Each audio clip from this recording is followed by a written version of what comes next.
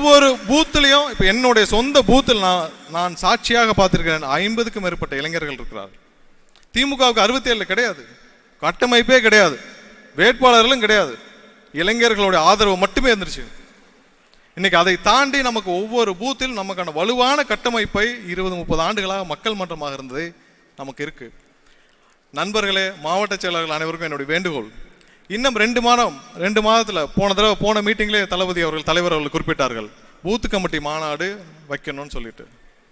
இன்னும் 2 மாதங்கள் தலைவரிடத்திலிருந்தும் பொதுச் செயலாளரிடத்தும் வழிகாட்டுதல் வரும்.